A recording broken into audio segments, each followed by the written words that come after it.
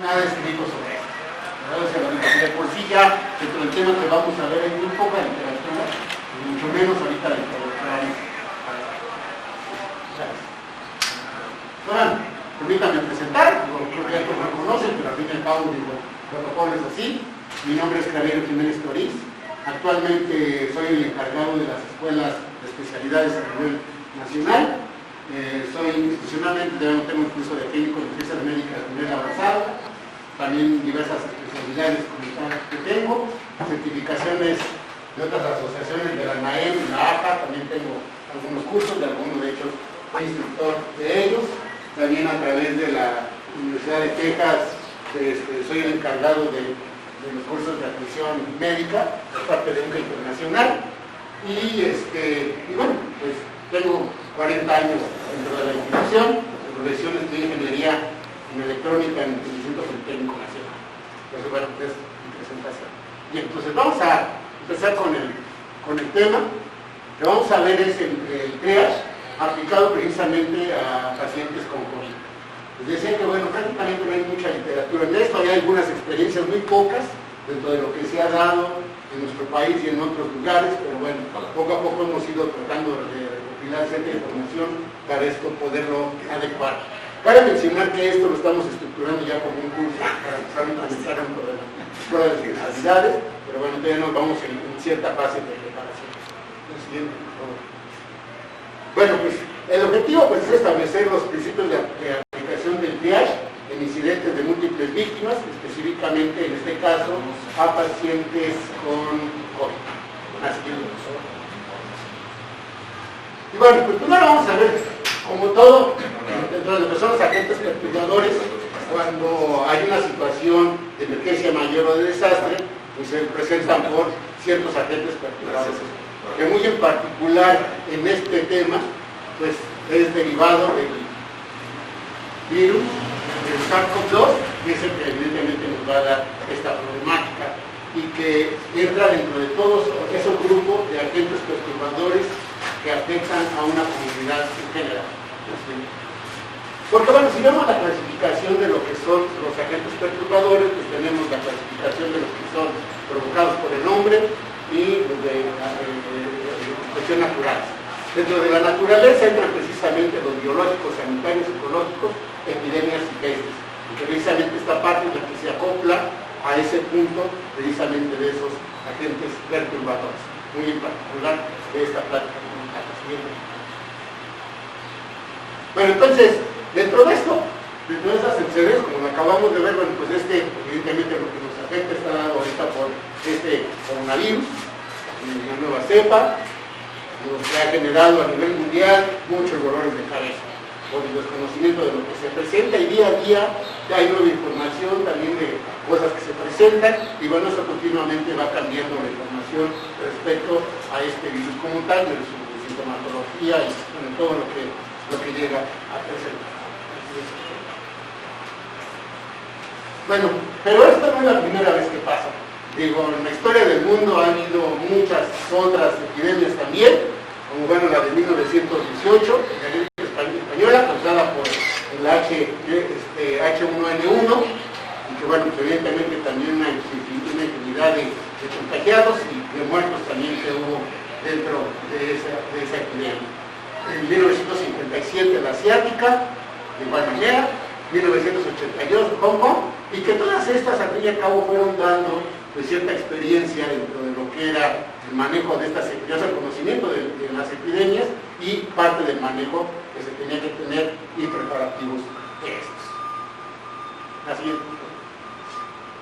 Bien, y pues actualmente, pues, digamos a lo del año pasado, que se presentó en México, la siguiente, eso de los que han pasado.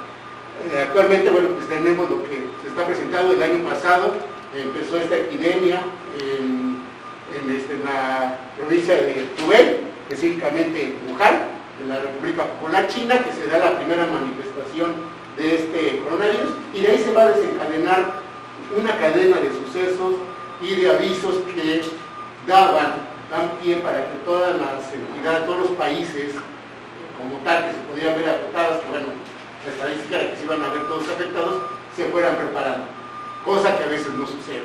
Y que a pesar de que vimos que desde qué años hay esas epidemias, año con año seguimos cometiendo a lo mejor las mismas fallas y los mismos errores. Creo que poco a poco tenemos que ir cambiando esa mentalidad y eso depende de todos los actores y de todos los que estamos dentro de esto. Así es. Bueno, entonces, como una definición o dentro de estas clasificaciones y definiciones que se hacen, podemos tener, que lo menciona tanto la Organización Panamericana de la Salud como la Secretaría de Salud, cierta clasificación de toda esta pandemia que se está presentando, en los cuales se determinó que tenían que ser como casos sospechosos aquellas personas de cualquier edad que en los últimos 7 días presentaran alguno de estos dos situaciones que todos conocemos y que ya se los han mencionado como tal. Y casos confirmados de aquellas personas que presentaban estos signos y tenían una prueba final. Y que bueno, eso evidentemente porque pues ya son dentro de las dos clasificaciones que como tal pudiéramos tener. Esto quiere decir que en una situación de emergencia, más aún cuando pudiera ser de múltiples víctimas, pudiera ser que hubiese personas sospechosas o ya personas confirmadas. Va a depender de la situación porque son dos escenarios distintos, que digo, no hay mucha experiencia, pero sí de dos escenarios que se presentaron. Uno, específicamente de un asilo, que fueron 70 personas de un asilo con casos sospechosos de coronavirus y un accidente de un autobús con personas con confirmación de la COVID. Entonces, a veces son distintos los escenarios que se pueden manejar, pueden ser netamente pacientes contagiados de enfermedad o pueden ser situaciones de trauma en la cual se vean también involucrados este tipo de personas. Y el manejo de estas difiere en algunos puntos muy en particular, específicamente en qué, en la evaluación que se hace a cada una de las personas y el equipamiento evidentemente que se va a requerir. Bueno, entonces, con todo esto, evidentemente pues, se tiene que hacer cierta preparación a todos los niveles. Decía que bueno, desde que se da la pandemia, de que se sabe, se tiene que empezar a realizar ciertos preparativos en todos los países, las organizaciones y las instituciones. Porque una pandemia pone a prueba las instituciones, los gobiernos y demás. Y de la organización, de la planeación que tengan, eso radica en el éxito que se pueda tener. Entonces, esos preparativos, bueno, pues, van a ser orientados a identificar aquellas situaciones que pudieran tener riesgo. Sabemos que, por ejemplo, en nuestro país, primero la cantidad de población que se tiene, después el rango de edades que hay dentro de nuestro país, y de ahí las enfermedades ya preexistentes que pueden complicar la situación de la pandemia. Entonces, es hacer una estadística, es sacar información de toda la cantidad de población que se pudiera ver afectada, para de esta manera poderse preparar de qué debo de tener para poder mitigar esa situación. Por eso que creo que nuestro país lo hizo un poquito a tiempo, creo. Bien. Y evidentemente pues también la respuesta que se tiene dentro del sector salud para poder enfrentar la cantidad calculada o masiva de personas que se pudieran llegar a tener. Vivan y así de esta manera pues poder enfrentar esa pandemia. Sí. Bueno, entonces derivado de esto, se hacen estas alertas. Una vez que ya llegan a los países, se hacen alertas, se hacen alarmas para poder dar aviso a toda la población y a todas las instituciones, las organizaciones involucradas. Estas alertas o avisos, específicamente en nuestro país, quien es la autoridad encargada de dar esas alertas y esos avisos, es el Comité Nacional de Vigilancia Epidemiológica, que son los que lo tienen que hacer. Ahora, ¿por qué es importante tocar esta parte? Porque ustedes recordarán que una vez que pasó esto, mucha gente se basa dentro de lo que dicen las redes sociales y de lo que X o Y persona comenta, empieza a haber desabasto de muchas cosas, de productos de protección, inclusive de algunos medicamentos, y de lo que para poder controlar la epidemia en el sector salud empieza a haber ese desabasto o encarecimiento de todos los productos. Entonces, por eso es importante que dentro de la planeación que se haga, dar a conocer cuáles son las fuentes oficiales y la manera en la que se va a dar aviso y en su momento oportuno como tal. A veces se ha dicho que, por ejemplo, pues que se tardó el gobierno en dar cierta información o en sacar ciertos avisos o lo que sea, pero todo al fin y al cabo está estudiado y planeado que tiene que ser en su momento precisamente para evitar esas problemáticas de saturación de productos o el encarecimiento de ciertos productos. Por eso debe de tener ya ciertos tiempos como tal. Entonces, bueno, específicamente son los avisos y alertas. Y vamos a ver qué son estos. ¿Qué son los avisos? ¿Quién me ayuda a leer?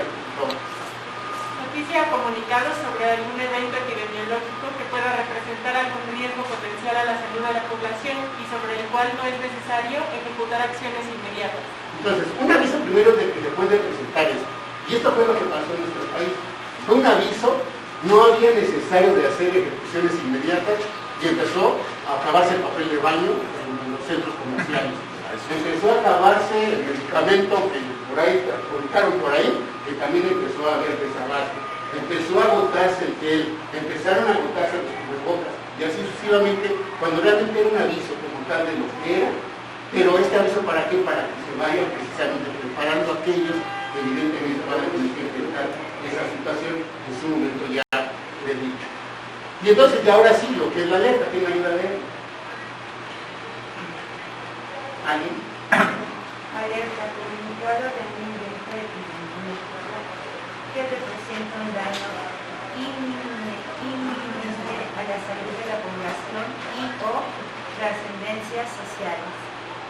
Aquí en este punto sí ya es necesario, así en este punto ya sí es necesario ejecutar y aplicar acciones de salud inmediatas y eficaces para poder enfrentar ya la emergencia, porque ya hasta aquí ya hay casos, ya hay la problemática y entonces ya se tienen que empezar a tomar ya las acciones previstas desde que fue el aviso como tal, o inclusive desde mucho antes. ¿En el qué? En la conversión hospitalaria, en las estaciones hospitalarias, en la adquisición de equipos, en prepararse como tal, y cada entidad es lo que tendría que hacer. Aquí me traen un punto álgido.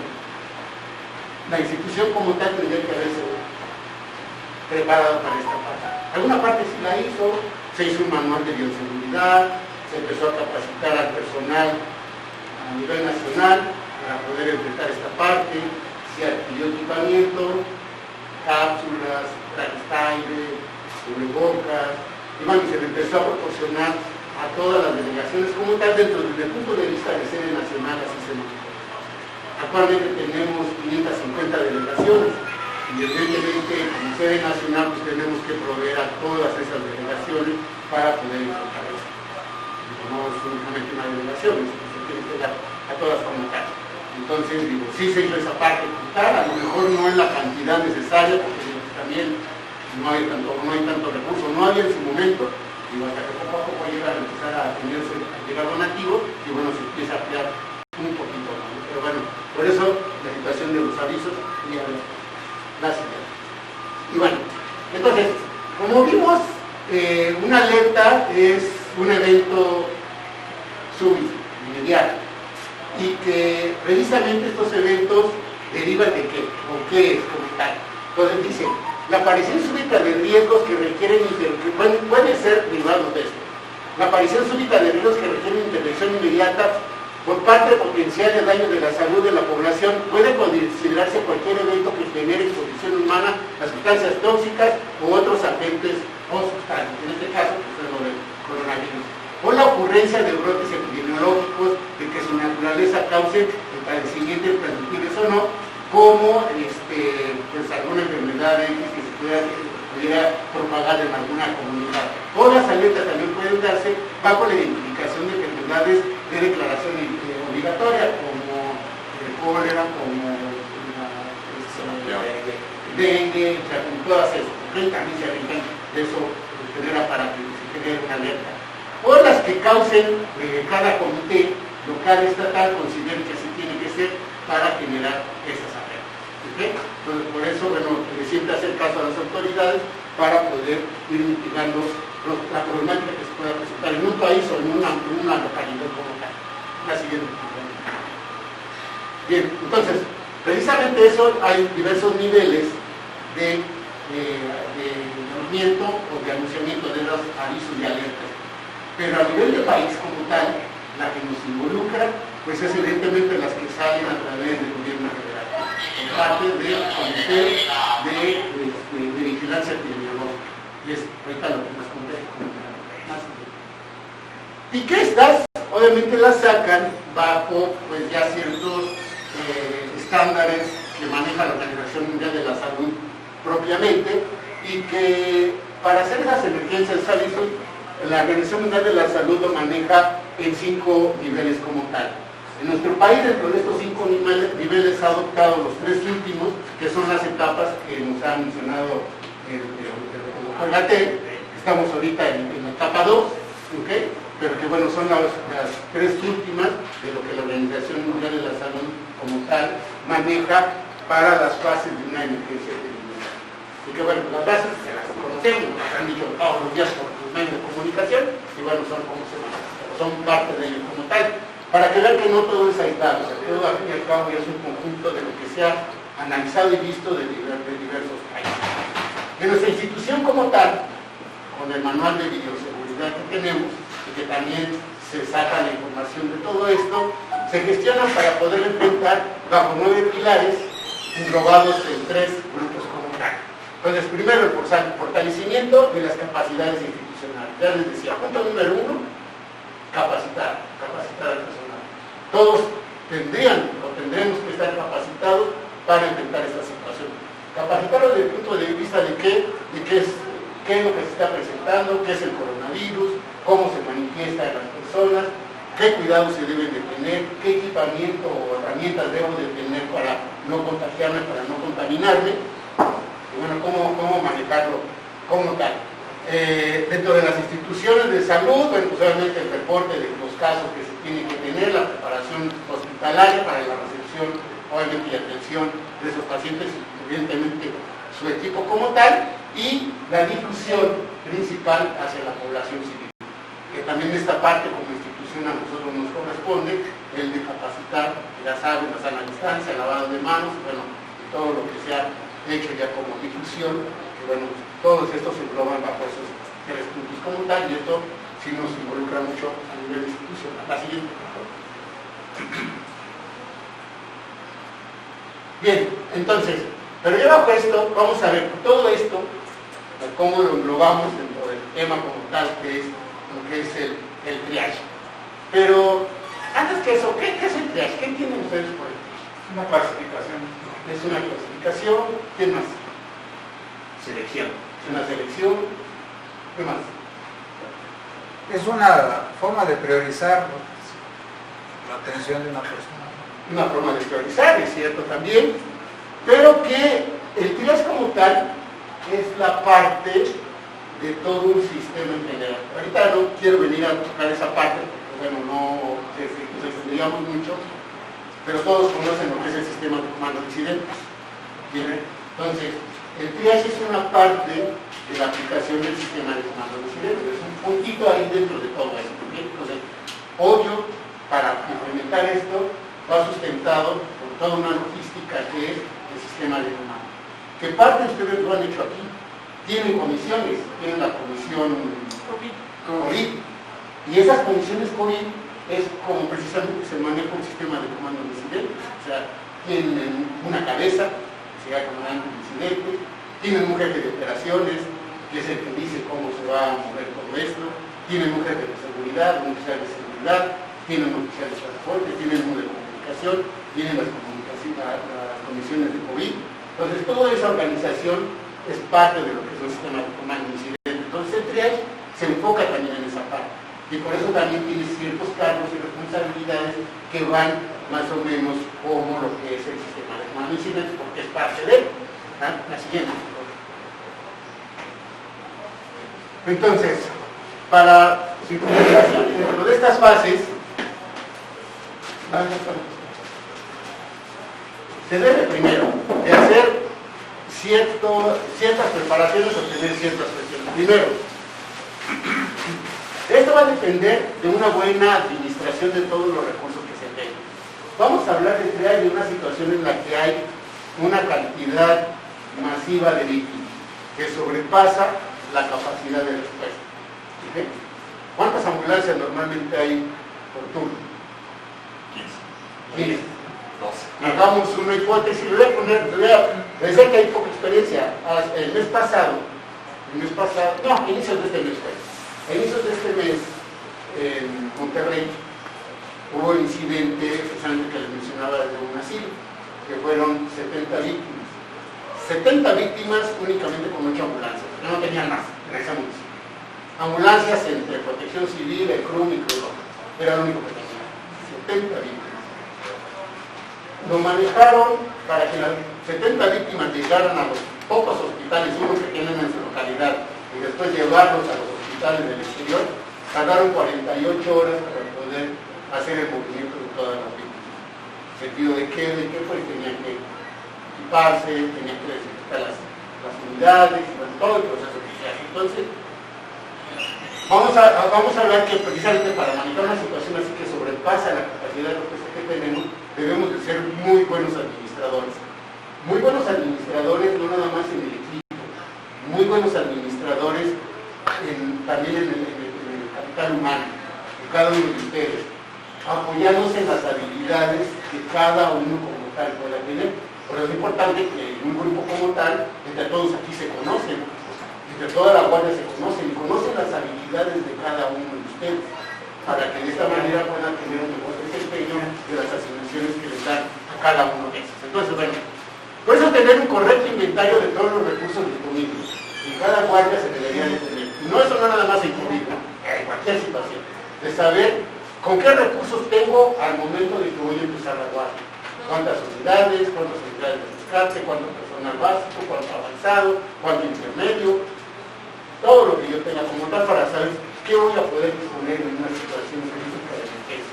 Eso en general, no nada más en esto. La operación de los puestos de avanzada, los que van a llegar primero a dar la atención a las víctimas, porque no todos llegan al mismo tiempo, sino quién va a llegar primero, cómo lo va a hacer, con qué lo va a hacer y todos los recursos que deben de tener. La movilización del personal, cómo se va a hacer llegar el personal que está de guardia como tal, y a lo mejor personal extra que pudiera llegar a ayudarnos. Cómo se va a realizar de manera ordenada la evaluación y la evacuación de las víctimas, bajo qué métodos o qué recursos se van a utilizar para poderlo hacer. La administración de recursos hospitalarios, esto es importantísimo, en una situación de triage importante, esto es importante, pero una parte fundamental es esto, tener el control de todos los hospitales a los que se va a llevar y saber la capacidad de recepción que va a tener cada uno de los hospitales. Uno, para no saturarlos, y dos, para llevar al paciente adecuado al hospital adecuado. ¿Okay? Porque a pesar de que vamos a hablar de que son pacientes COVID, va a haber algunos más críticos que otros. Y entonces a qué hospitales vamos a llevar a cada uno de ellos. Por eso debemos de tenerlo. Y obviamente el correcto manejo de los cadáveres.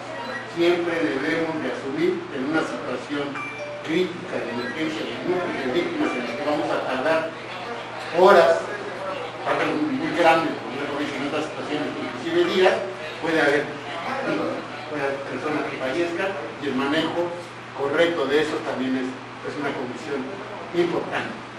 Y algo muy claro, definir las responsabilidades que cada una de las personas va a realizar en un proceso como tal.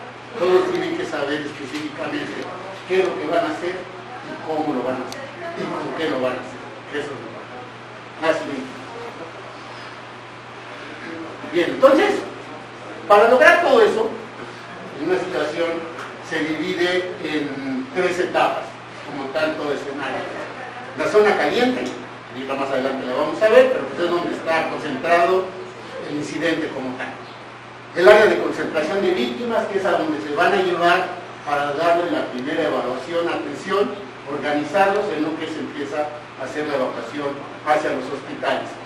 Los vehículos de traslado, evidentemente ya sean terrestres, aéreos, básicos, intermedios, avanzados, de acuerdo a lo que necesitamos, y la comunicación con los hospitales receptores, notificándoles de que la cantidad de víctimas que pueden llegar para que estén preparados. Pero bueno. Gracias. Justamente en este tipo de emergencias vamos a abrir un área específicamente de verde, amarillo, rojo, negro, como Sí, tal. sí, ahorita vamos a esa. Ahorita sí vamos a esa, sí se va. Gracias. Ahorita vamos. Hay ciertas peculiaridades que tienen, por qué le tienen que hacer. Por eso. Sí, pero sí, ahorita vamos a eso. Va que va. Gracias. La siguiente. Bueno, entonces, ¿quién me ayuda a leer la parte de arriba? En la zona caliente es donde se encuentran las víctimas con sospecha de SARS-CoV-2, esperando ser extraídas y donde serán realizadas las labores de búsqueda y localización, la primera clasificación de triage y extracción de víctimas. Ok. Entonces, la zona caliente es donde van a estar las personas que vamos. Ahorita nos estamos enfocando en esta parte, sobre si fue una situación de derrumbe de edificio, una explosión, un choque, bueno, donde está ese suceso.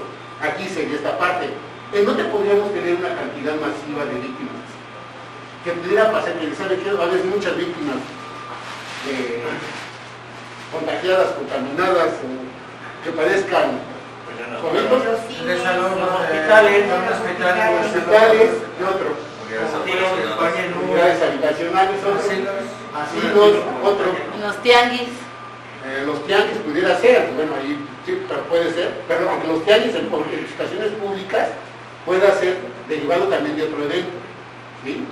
Que evidentemente va a presentar problemas, ojo más, se van a presentar también personas con este padecimiento, pudiera ser de otros, pero específicamente pudieran ser esos. Inclusive mencionaban unidades habitacionales. A mediados de este mes, en un municipio de Apan, Hidalgo, hicieron una alerta porque hay una comunidad, un municipio ahí de Apan, que toda la comunidad está infectada con COVID. Ahorita actualmente están trabajando brigadas de salud haciendo la evaluación precisamente de toda esa comunidad. Pero una vez que se determine cómo están, bueno, si se requiere cierta atención, pues evidentemente todas esas personas de ese municipio hay que evacuar. Y APAN tiene tres ambulancias nada más. Evidentemente pues sí va a ser una situación algo compleja y poder manejar eso, pero sospechar que esto puede ser. ¿Okay? Si es como tal netamente esto, saber en dónde se va a hacer. Les decía que bueno, cuando se hacen los preparativos, es como hacer un manual de actas de riesgo en una comunidad. Se hacen actas de riesgo para sospechar qué problemas podemos tener y ver y hacer el planteamiento de cómo lo vamos a enfrentar. Hacer los supuestos de qué pasaría si sucede esto, cómo lo vamos a enfrentar. Entonces, en una situación así, también es lo que nos tenemos que plantear. Si un hospital requiere ser evacuado por alguna situación que sea un hospital COVID, ¿qué haríamos? ¿Cómo lo vamos a enfrentar? ¿Cómo lo vamos a manejar? Prever esa situación, siempre hacer los supuestos para determinar procesos o protocolos de acción. ¿Estamos? Bien, entonces eso se me menciona la zona caliente. La siguiente. Entonces, adicional a esto, debemos de considerar ciertos puntos, adicional a lo que estamos viendo de las etapas. 1. La instalación de una base auxiliar en la zona fría para hidratar al personal de la zona caliente antes de la colocación del equipo y la colocación del equipo de protección personal. Todos esos puntos que están viendo aquí, van encaminados dentro de lo que sería la implementación de un sistema de comando, porque esas son parte de lo que como tal tendría que tener ciertas comisiones que se tienen que abrir. En un triage normal, por ejemplo, si hay una base como tal, pero ya en una situación de esta se tiene que poner un área de hidratación, un área de descontaminación, un área blanca, un área gris, un área negra, para poder hacer el manejo de esto. Un área de descontaminación de ambulancias y que se tiene que adecuar a lo que como ustedes están, lo hacen aquí en las guardias como tal. Bueno, pero en este caso nosotros no vamos a llegar a la empresa de la negra. Nosotros únicamente vamos a encargarnos de la gestión integral de riesgo y sí nos vamos a interesar más en la bioseguridad. En eso sí, porque nosotros no vamos a llegar, no vamos a concentrar. No vamos a concentrar cuerpos. Lo van a hacer en hospitales o muchos, como ustedes saben, muchos cuerpos de municipio. No, o sea, primero estoy refiriendo a una situación, En una situación cuando es un columpio grande, que sobrepasa la capacidad de respuesta de lo que pudiéramos tener, y que voy a tener muchas víctimas ahí, mencionaban que son 12 ambulancias en un hospital que tiene 80 víctimas, 12 ambulancias no van a ser suficientes. Eso se tiene que implementar un sistema de administración de la emergencia para poder dar atención y salvar la mayor cantidad de víctimas. Evidentemente el que nos va a concentrar son los hospitales. Ahora, es cierto, muchos puntos de esto no se hacen, no lo vamos a hacer nosotros, pero debemos de conocer los hospitales, cómo se maneja para poderlos integrar a un sistema establecido como tal. Bien, yo creo que últimamente, eso sí me da gusto, últimamente ya las emergencias hablan y ya llegan. Se instaló el sistema de comando de incidencia. Qué bueno, ¿no? Que ya poco a poco se ve implementando y se va haciendo. Porque antes en las emergencias, a todos los paramédicos ustedes se preguntaban y todos sabían que era un sistema de comando de incidencia, pero nadie lo aplicaba.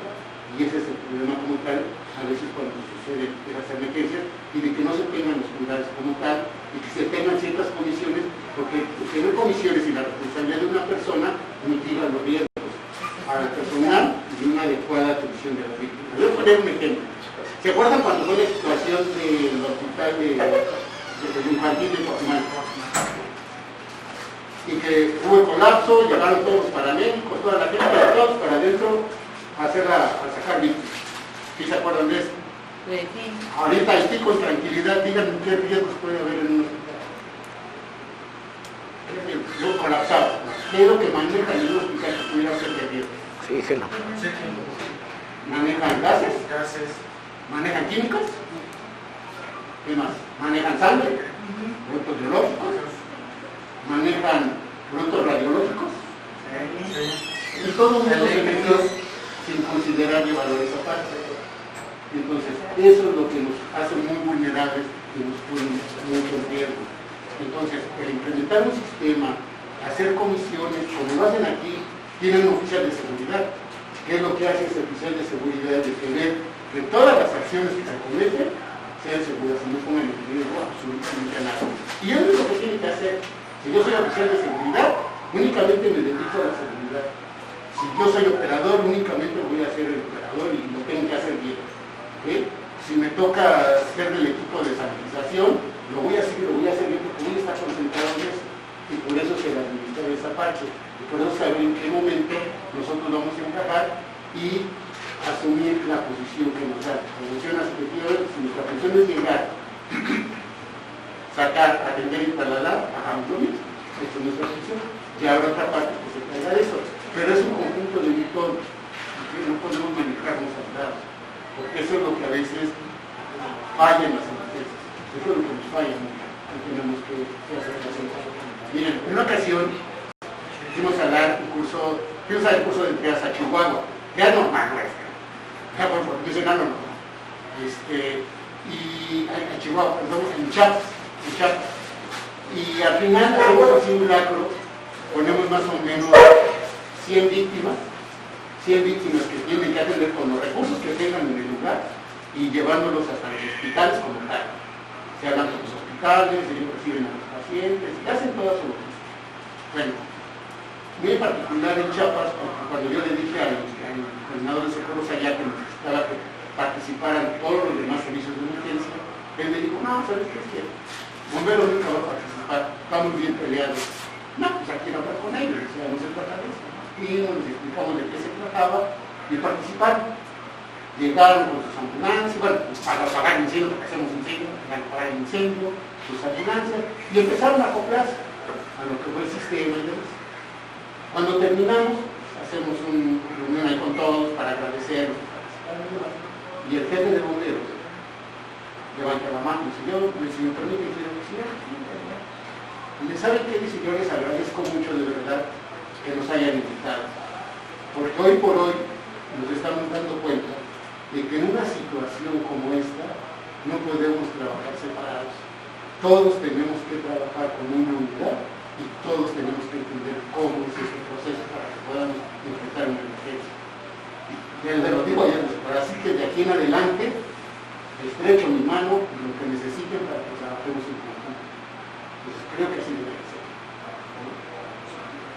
Bueno, pero al fin y al cabo pues es la parte de un todo, esta parte de un Sí.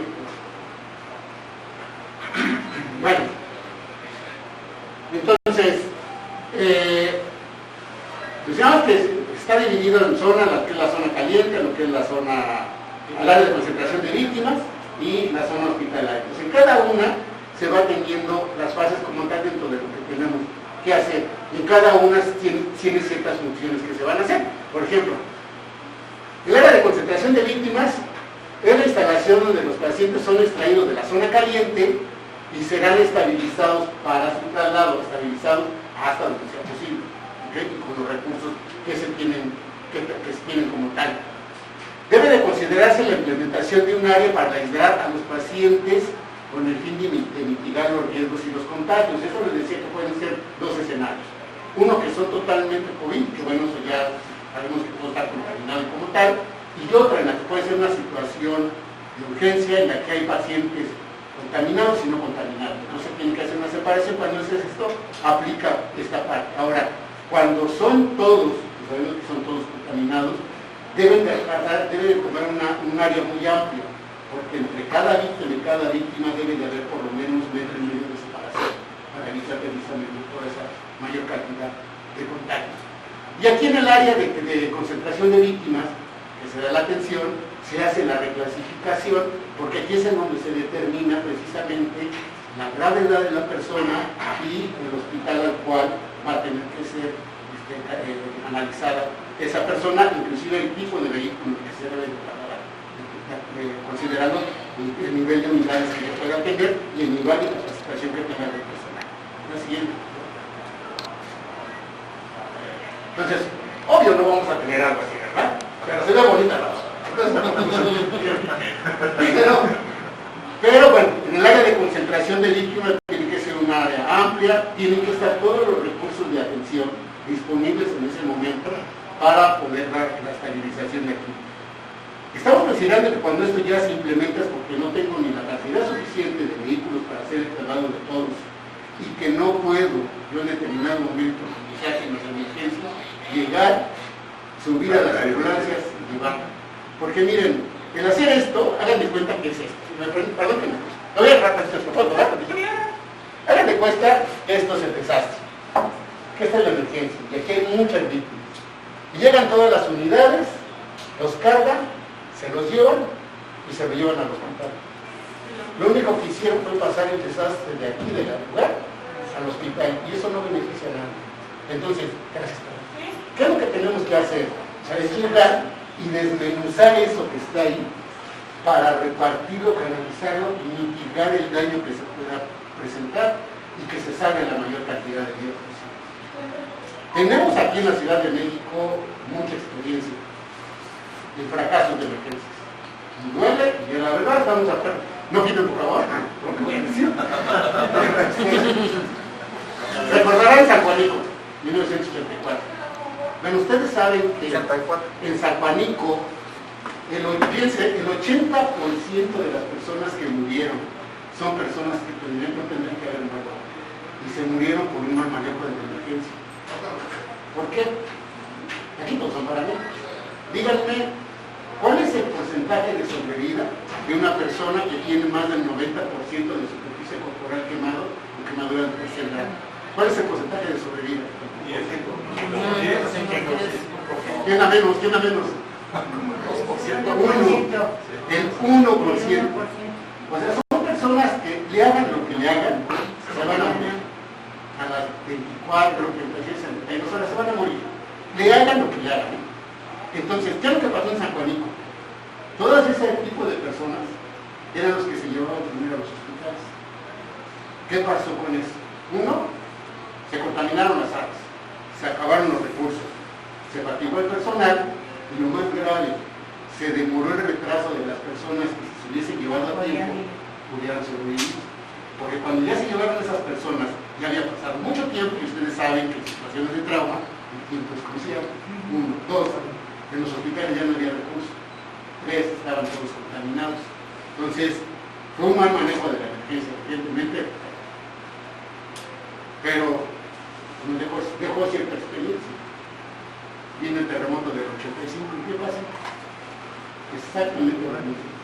Muchas personas que no tendrían que morir murieron por un mal manejo de la emergencia, porque no había alguien que coordinara y asignara funciones.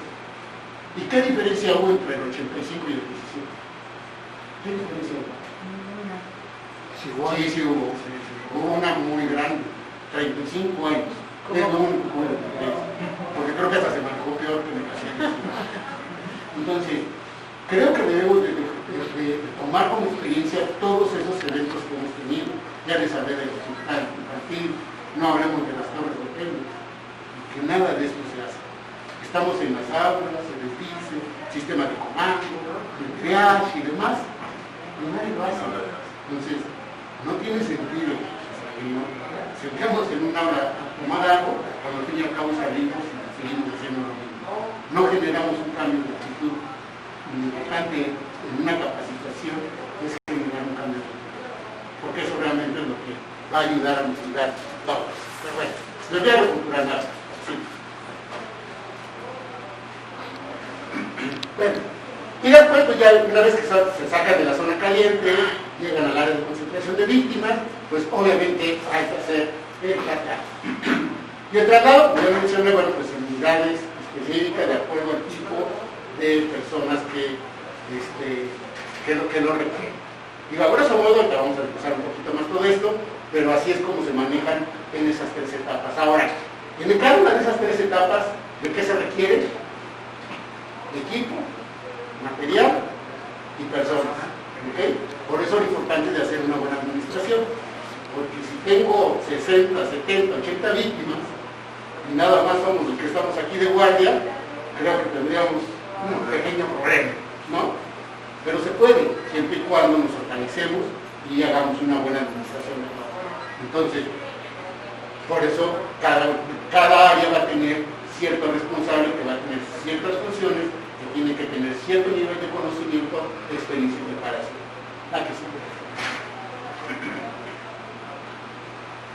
Entonces, obviamente, en el traslado, pues sabemos que bueno, se va a requerir de ese tipo, como ya lo mencioné, que se saniticen las ambulancias, determinar a qué hospital se va a llevar y bueno, esa parte ya la sí.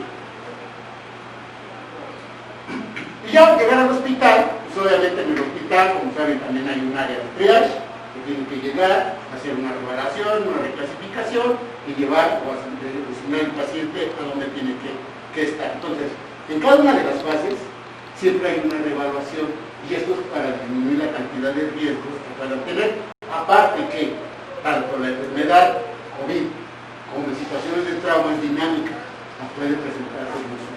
¿Okay? Entonces, por eso está reevaluando constantemente a los pacientes en cada una de las fases para ver el deterioro o mejoría que puede tener en cada etapa.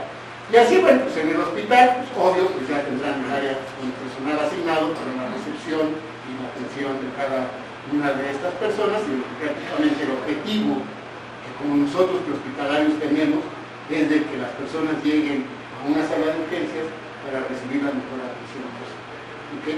Pero para hacer esto, cuando hay una situación masiva, sí tenemos que hacer una clasificación bajo ciertos criterios. O sea, no es dejarlo largo. Me parece que como que esto es rojo, como que medio rojo y naranja. O sea, no se trata de eso. Hay ciertas escalas y parámetros que podemos considerar y tomar para poder tomar esos criterios.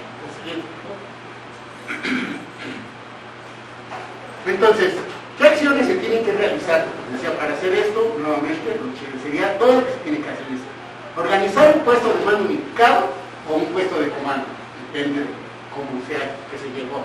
Delimitar la zona y establecer la línea de seguridad, dividirla en zonas y sectores de grupo, ya sea por área caliente, área tibia y área fría. Y que esto casi nunca se hace en una emergencia, ni se asigna ni se designa para que se tenga que hacer. Y más aún en una situación de COVID es cuando más se tiene que realizar. Designar a quién va a ser el comandante del incidente, o como quieran llamarlo así porque les decía que es el sistema de comando de incidentes.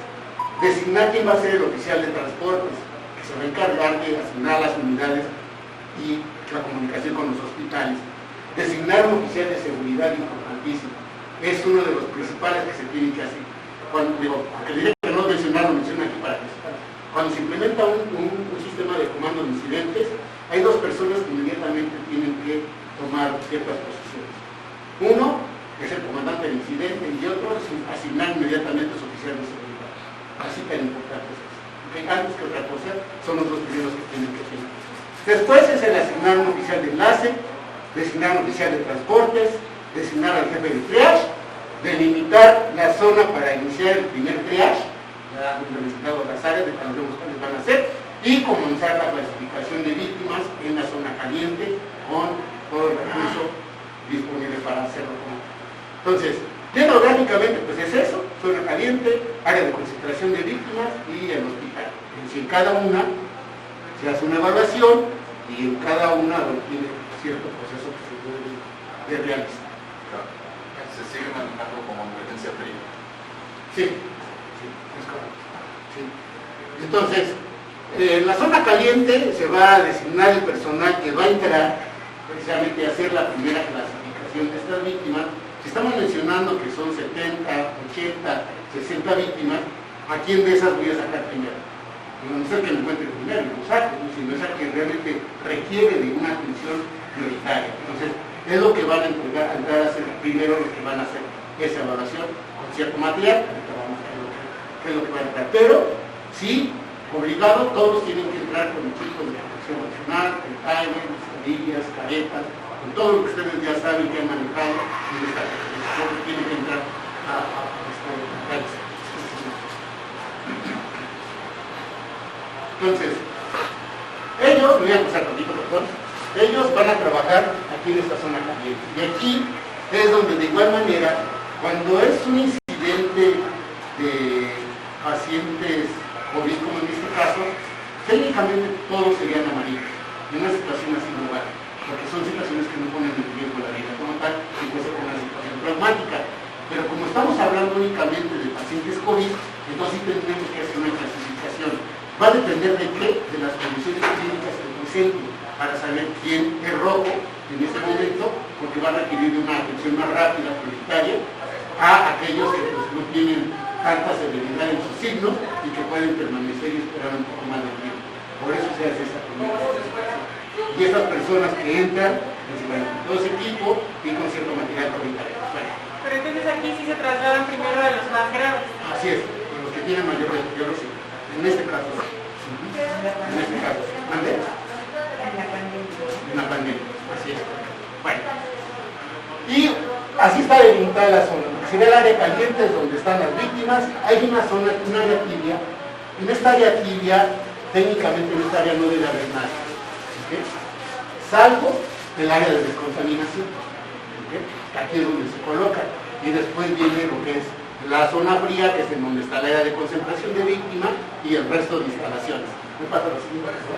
El resto de instalaciones, bueno, pues es en donde está el área de hidratación, inclusive lugar para que se puedan asear, donde están las ambulancias para la sanitización y donde está el resto de personal, unidades y recursos que están en espera de ser activados. Pero todo eso se maneja dentro de la zona fría. Entonces, si ya tenemos lo que es zona caliente, zona tibia y zona fría. En zona tibia, únicamente acuérdense que ahí es donde se manejaría toda la descontaminación de los que entran y salen a la zona caliente hacia el área tibia. La que sigue. Entonces, en la zona caliente es donde se presenta la emergencia epidemiológica y aquí es donde se va a hacer la primera clasificación de estas personas. ¿Cómo la vamos a hacer? La siguiente. Bueno, primero, es una tarea compleja porque depende del escenario, qué tan amplio o complejo sea para poder realizar las tareas de acuerdo a los recursos que tengamos. Escenarios pueden ser diversos: un edificio, una casa, un municipio que unidades direcciones, un accidente vehicular, pueden ser diversos, de los cuales siempre debemos de considerar que puede haber riesgos, tanto presentes como secundarios, y en ocasiones puede requerir de equipo muy especializado para poder acceder o llegar o extraer a las víctimas del lugar en el que estén. Bueno, al fin y al cabo todos tienen que ser siempre por su equipo de protección de personas. Entonces, antes de entrar, nuevamente, todos con su equipo de protección, se asigna un grupo de personas para hacer esto y son únicamente los que van a hacer esa clasificación. La que sigue. En situaciones normales, una clasificación que se hace en el área caliente muy rápida es el trash start. ¿Okay? Y el trash start, la siguiente, maneja 3 criterios principales: respiración, perfusión y estatus mental. De acuerdo a cómo se encuentres, como yo le designo, es rojo o amarillo. No hay más. Los verdes salen caminando solitos. ¿Okay? Entonces nada más encuentro rojos o amarillos, o en su excepción algunos verdes, algunos negros. ¿Okay? Eso es una situación normal. Ahora, ¿qué cambio se hace cuando es una situación ya de COVID? Evidentemente, pues esto no aplicaría. ¿Okay? Pasa la siguiente. Entonces, ¿aquí qué aplicaría? ¿Qué aplicaría principalmente las cuestiones respiratorias? Estamos hablando de COVID, lo que va a afectar son más las cuestiones respiratorias, y que al final terminan en COVID. ¿Okay? Entonces, va a ser primero, obvio sí, los que salen caminando, directo pasan a ser amarillos, y si no hay verdes. Y evaluar la respiración, si respira o no respira, si no respira, se le abre la vía aérea, no respira, es negro y se quedó y se pasa con el siguiente. Si respira, bueno, pues se ve la calidad de la respiración, si está respirando rápido, si tiene dificultad respiratoria, y entonces sería un paciente rojo. No lo tiene, es amarillo. ¿Okay? Bajo este criterio, pues cómo se maneja esa clasificación, una evaluación de la zona caliente con pacientes COVID. La siguiente. Y cuando el área es muy grande, se tiene que sectorizar. Por eso, si bien no hay margen, entraban varios, 3, 4, va a ser esa clasificación muy rápida y se sectoriza. Se sectoriza una línea imaginaria, a ti te toca de la pared a esta línea y a mí me toca de aquí en medio y a Paloma de la línea que corresponde a todos los que. Y así nos vamos encontrando y nos vamos clasificando. Conforme los encuentro, hago la clasificación, los voy poniendo la marca de qué es la prioridad que le asigné para que cuando entre la parte de extracción sepamos a quién tenemos que sacar primero. Sí. ¿Se manejan las mismas tarjetas? ¿O en no? Hay 2 criterios para manejar eso. Una, no son las mismas tarjetas. 2, también la controversia es el de si manejar tarjetas o no, porque es otro elemento que se contamina. Bueno, sí, eso es un comit, ¿no? Ajá. Pero, ¿cómo? Tú llegas y tú eres el que estás evaluando. ¿Cómo vas a ver el de atrás que realmente ese es el gran problema? Bueno, vamos a ver el problema de quién va a ser, quién no. Hoy por hoy, aunque no sea una situación de COVID también, todos los que entran a hacer la primera clasificación son tarjetas, son hoy por hoy así como se maneja, son estándares en general. La tarjeta se pone en el segundo nivel, que es en la primera clasificación de víctimas. El trato es únicamente un listado, para que se identifique. Y de hecho se tiene que poner de acuerdo, o sea, todos aquí en general, no, ¿sabe qué? A ver, cuando sea una situación así, todos vamos a poner el listón en la pierna derecha del paciente. Porque si no tiene pierna, bueno, en la mano derecha. Pero todos saber en dónde está, porque si no la vayan, ¿y dónde lo tienen? Buscando, ya saben dónde lo van a buscar directo, pero eso es una planeación y preparación previa de un equipo. Entonces, bueno, hace la clasificación, en la que sigue. Y esas personas que van a entrar, ¿con quién tienen que entrar?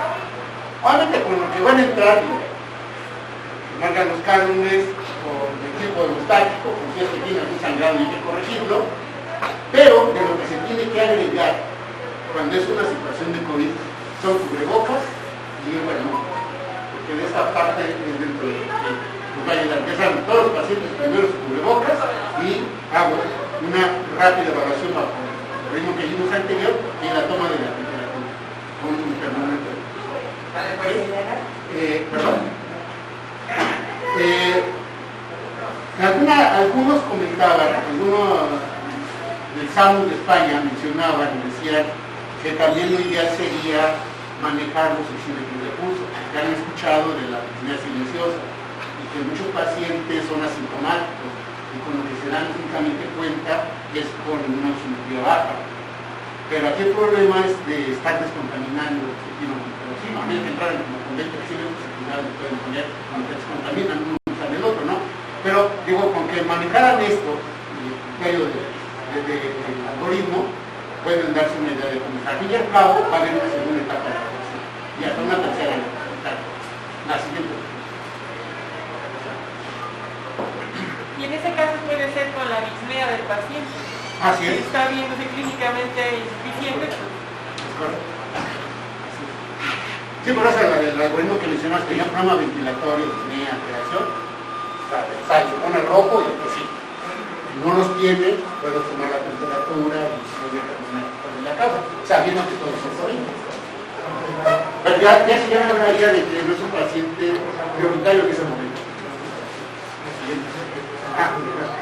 Bueno, y después del área de caliente lo pasamos al área de concentración de víctimas. En el área de concentración de víctimas se va a hacer nuevamente una evaluación, se le van a asignar prioridades con tarjeta o no, la posibilidad de cómo se quiera manejar, la identificación mediante la tarjeta, se va a estabilizar médicamente y se le asigna al hospital de destino, de acuerdo a la prioridad o gravedad que tenga el paciente, o gravedad que tenga el paciente. Entonces, la que sigue.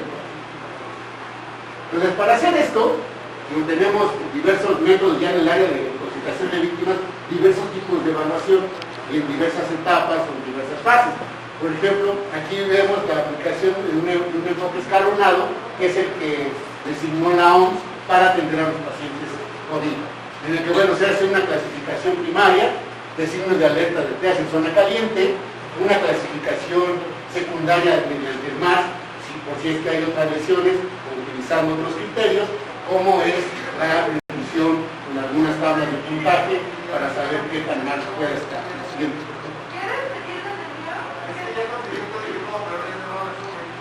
Entonces, dentro del área de concentración de víctimas, vamos a tener la división de rojos y amarillos y negros, si es que llega a aparecer alguno, para colocarlos de acuerdo a como se hizo en la primera clasificación.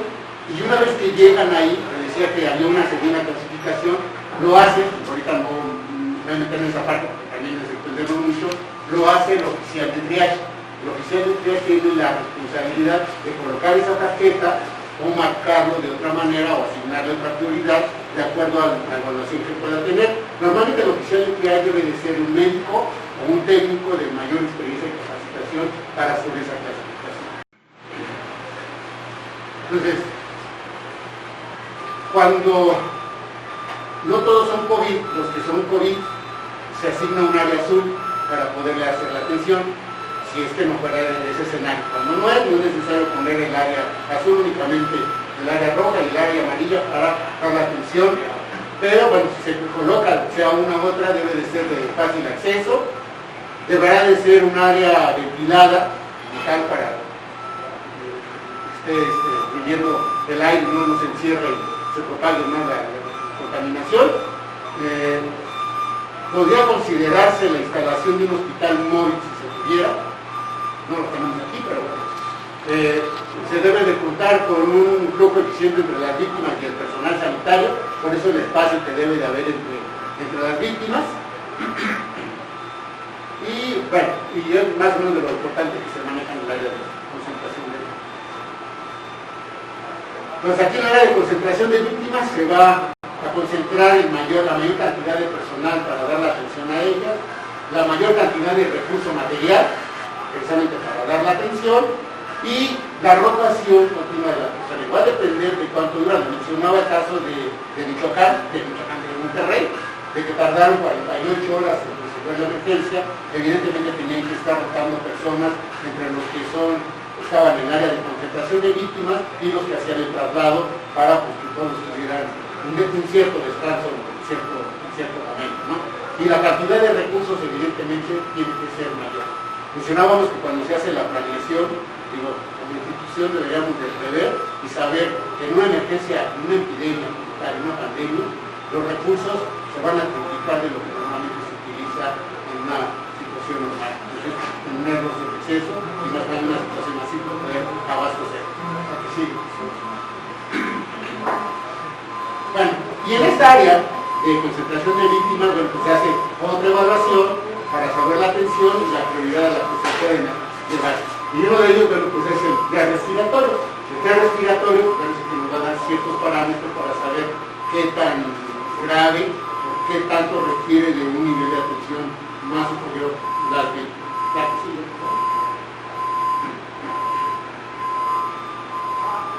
Bueno, y ciertos criterios que se manejan en esto, bueno, ya sabemos que la oximetría por debajo del 94%, que se tengan abundantes secreciones, que tenga taquipnea, fiebre y todo, dentro de la evaluación que se hace para determinar ciertos criterios, la que sigue.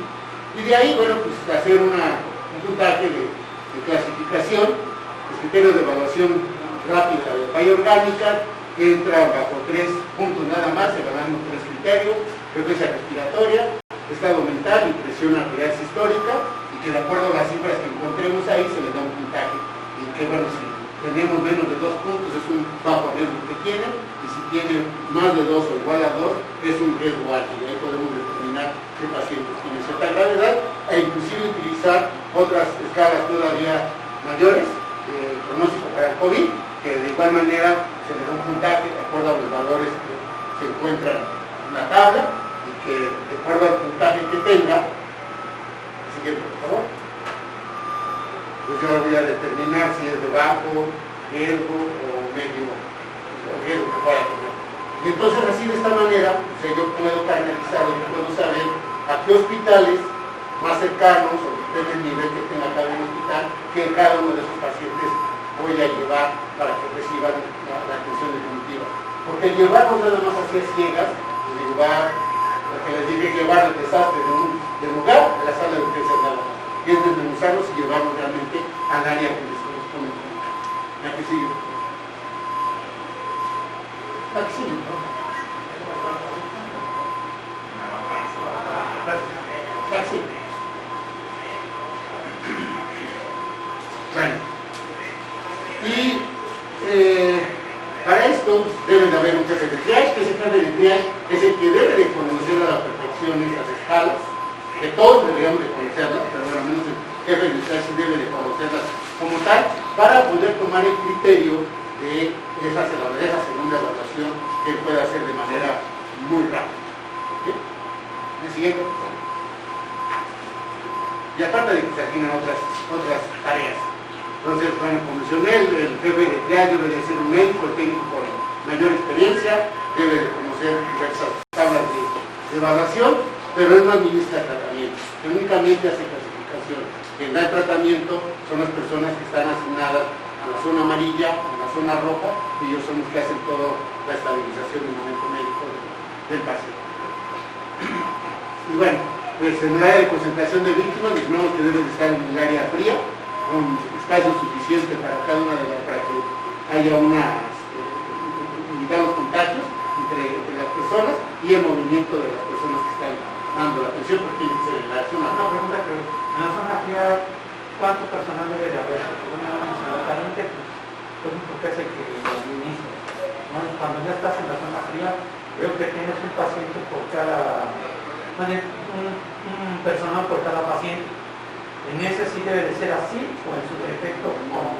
No, depende de la cantidad de personas que tengamos. Y a veces no asignamos la suficiente, o sea, porque yo puedo, a mí me asignaron a lo mejor al área roja, y al área roja me asignaron a mí, a Alan, y bueno, nosotros siempre nos asignan a la zona roja. Y ahí van a llegar los pacientes.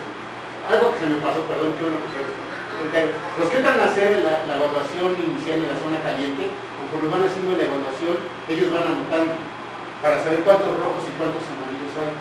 Entonces yo acá afuera, nosotros ya sabemos que adentro hay 20 rojos y que aquí nos van a llegar 20 rojos. Entonces aquí ya nos discutimos nosotros de cómo lo vamos a manejar con tanta cantidad de amarillos. Entonces yo sé que hay 50 rojos y 10 amarillos, no voy a recibir más gente. En los rojos es así más gente. Si es lo contrario, es feo. Si puede ser, yo tengo un paciente, ya lo estabilicé, podría hacer un problema manteniendo. Sí, porque lo vi así de uno con uno. Ah, sí, bueno, no se ve ilustrativo. Ok.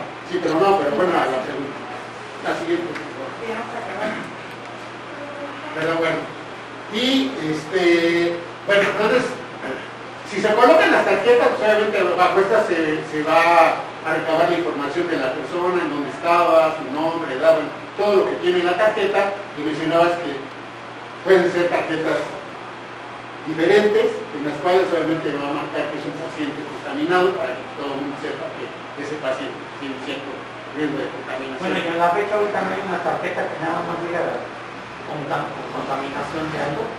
No, no la hay. Hay otras que inclusive sí traen aquí si es un producto químico, radiológico, biológico, y la pueden marcar. No, es que diseños hay muchos, pero aquí realmente sí está no muy claro si realmente se les debe de colocar tarjeta o no, por la cuestión de que igual sería un producto que va a estar contaminado y que requeriría cierto cuidado también.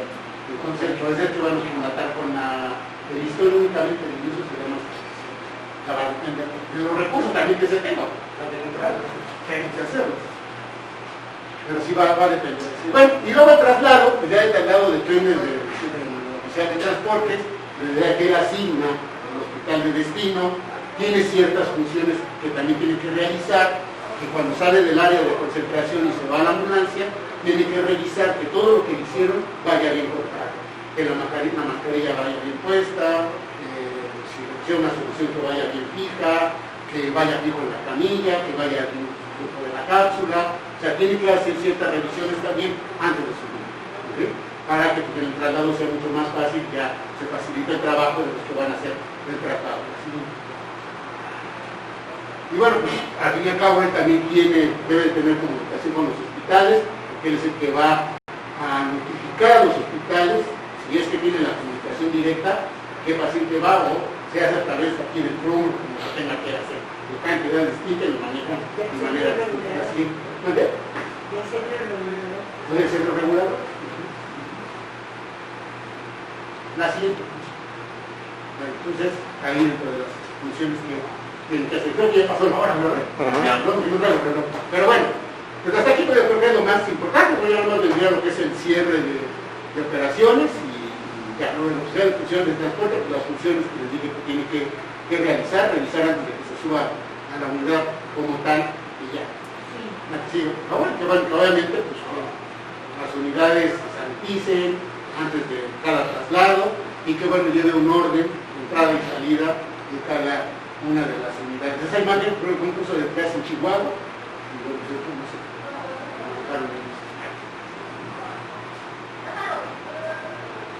y bueno, la comunicación que tiene que ser directamente a los hospitales para saber qué paciente va a qué hospital y igualmente tengan la recepción lista de cada uno de ellos, el siguiente. Los oficiales de transporte, nuevamente sus funciones que tienen que hacer, que las avenidas estén descontaminadas, que estén en el área de espera una vez que ya se descontaminaron para que igual sigan haciendo el traslado de las mismas y encargarse del área de descontaminación. Recomendaciones para el manejo de cadáveres en las Ajá, pues bueno, igual si fallecen las personas, bueno, pues hacer el cuidado de ellos en bolsas plásticas bien selladas y en un área específica para colocarlas y que evidentemente quien lo mueve también con todos los equipos de protección. La siguiente. Y bueno, pues ya la recepción del hospital, es llegar al hospital, que ya se les avisó, se les escribe más rápido ahí. Y bueno, ya en el hospital va a haber un área de zona de clase también para hacer una clasificación de las personas que van llegando, que eso va a estar a cargo del médico de urgencia, porque el hospital como tal haya asignado para tal función, igual bajo sus test respiratorios que van a realizar, ¿sí? Y asignarles el área de destino ya dentro de los hospitales. Y que al igual en el hospital pues tiene igual ciertos criterios, ciertos parámetros para designar qué pacientes van a qué área o qué tan deteriorado puedan estar. ¿Sí? Así es. Y bueno, pues ya la distribución en el hospital, como cada uno de ellos tenga como tal asignado. Ya en el cierre de operaciones, pues una recuperación y limpieza de todo el equipo, conteo del personal, que estén todos, que regresen todos, y el conteo de los pacientes y el reporte del destino de cada una de las víctimas, a qué hospital se fue y está en cada uno. Así. Bueno, sería todo. Gracias.